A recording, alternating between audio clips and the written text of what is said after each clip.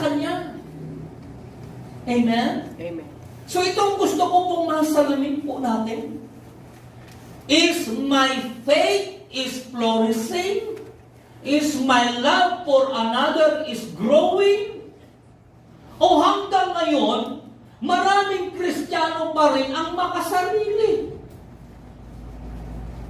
Alam niyo po ba, every time na tayo i-attend sa gawain ng Panginoon, yung pag-attend mo lamang, kalakasan ka na ng kapwa. Amen.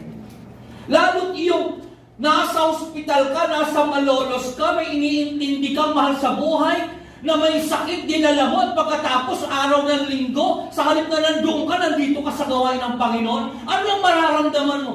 Nagbibigay ka ng kalakas, wala ka pang sinasabi, presence mo lang, lumalakas lang ka. Praise God. Ito ang pinupuri ni Pablo.